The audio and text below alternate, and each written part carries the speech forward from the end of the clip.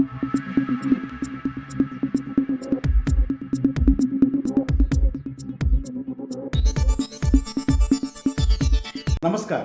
Village news TV പ്രധാന വാർത്തകൾ. മുൻകൂർ ജാമ്യത്തിന് അപേക്ഷ നൽകിയ രാഹുൽ മാങ്കൂട്ടത്തിൽ MLA കണ്ടുപിടിക്കാൻ പോലീസിനായില്ല. ചാനലുകൾ മാങ്കൂട്ടത്തിൽ കേരളം വിട്ടു എന്ന് തീരുമാനിച്ചപ്പോൾ ഓൺലൈൻ മാധ്യമങ്ങൾ വിവാദ നായകൻ MLA തിരുവനന്തപുരത്ത് എത്തി എന്ന് റിപ്പോർട്ട് ചെയ്തു. ഇതുവരെ ദൃശ്യമാകാത്ത കാലാവസ്ഥയിൽ കേരളം ഹൈറേഞ്ച് മട്ടിൽ തണുത്ത് മൂടിക്കെട്ടിയ അന്തരീക്ഷവുമായി മൂന്നാം ദിവസവും സംസ്ഥാനം.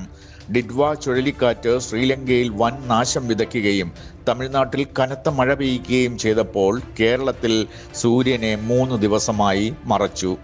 കൊയിലാണ്ടി MLAയും മുൻ ജില്ലാ പഞ്ചായത്ത് പ്രസിഡന്റും CPM നേതാവുമായ കാനത്തിൽ ജമീല അന്തരിച്ചു. 60 വയസ്സായിരുന്നു.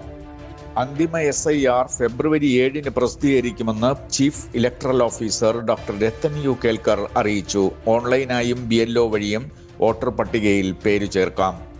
തിരുവനന്തപുരം നഗരസഭയിൽ BJP അധികാരത്തിൽ വന്നാൽ തിരുവനന്തപുരത്തെ വികസന സാധ്യതകളുടെ ഹബ്ബാക്കുമെന്ന് BJP അധ്യക്ഷൻ രാജീവ് ചന്ദ്രശേഖർ തിരുവനന്തപുരത്ത് പറഞ്ഞു.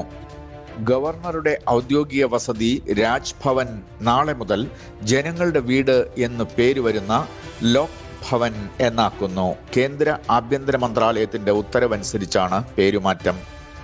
ആറ്റിങ്ങൽ നഗരസഭയിലേക്കുള്ള 102 സ്ഥാനാർത്ഥികളിൽ 26 പേർ കോടീശ്വരന്മാരെന്ന് കണക്കുകൾ.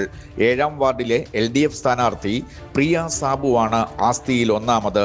4.32 കോടി ആസ്തിയാണ് പ്രിയയ്ക്കുള്ളത്. കാര്യവട്ടം ക്യാമ്പസിന് സമീപം ഹൈവേ റിസർച്ച് ഇൻസ്റ്റിറ്റ്യൂട്ടിനടുത്ത് ഉപേക്ഷിച്ച മാലിന്യം എത്രയും വേഗം നീക്കണമെന്ന് ഹൈക്കോടതി റെയിൽവേക്ക് നോട്ടീസ് അയച്ചു. തിരുവനന്തപുരം ജില്ലാ സ്കൂൾ കലോത്സവം നാളെ ആരംഭിക്കും. Attingal government girls higher secondary സ്കൂളാണ് പ്രധാന വേദി. 14 വേദികളിൽ 317 ഇനങ്ങൾ അരങ്ങേറും. കുട്ടികൾ നല്ല നിലയിലെത്തണ്ടേ? പഠനത്തിലും ജീവിതത്തിലും അവരെ മുന്നിലെത്തിക്കുവാൻ early brain mapping and academic കൗൺസിലിംഗിന് അവരെ വിധേയരാക്കൂ. ജീവിതത്തിൽ അവർക്ക് വേണ്ടി നിങ്ങൾ ചെയ്യുന്ന ഏറ്റവും വലിയ സൽപ്രവൃത്തി online and offline service global gateway institute early brain mapping and academic counselling. ഇപ്പോൾ വിളിക്കുക 81-21-51-6829. മറ്റൊരു നമ്പർ 9074746363. നാവികസേനാ ദിനത്തോടനുബന്ധിച്ച് ഡിസംബർ 3 നടക്കുന്ന പ്രകടനത്തിന്റെ ഡ്രസ് റിഹേഴ്സൽ ഇന്നലെ തിരുവനന്തപുരം ശംഖുമുഖത്ത് നടന്നു. വലിയ യുദ്ധക്കപ്പലുകൾ, യുദ്ധവിമാനങ്ങൾ, അന്തർവാഹിനികൾ എന്നിവയുടെ പ്രകടനം ഇന്നലെ 100 കണക്കിന് ആൾക്കാർക്ക് കൗതുകമായി.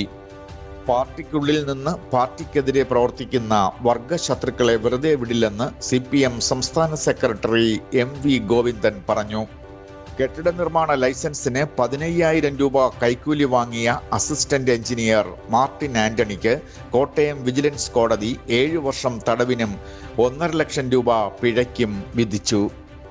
ചില എഴുത്തുകാരുടെ വിദ്വേഷ പ്രചരണം മാനസികമായി തളർത്തിയെന്നും 9 മാസം ഒളിച്ചിരിക്കേണ്ടി വന്നെന്നും പ്രശസ്ത യുവ എഴുത്തുകാരൻ അഖിൽ P ധർമ്മജൻ വെളിപ്പെടുത്തി. സ്വർണവില വീണ്ടും ഉയർന്ന് ഗ്രാമിന് 125 രൂപ കൂടി 11,900 രൂപയും പവന് 95,200 രൂപയുമായി. പ്രധാന വാർത്തകൾ ഇവിടെ അവസാനിക്കുന്നു. കൂടുതൽ വാർത്തകളും വിശകലനങ്ങളുമായി വീണ്ടും കാണാം. നമസ്കാരം.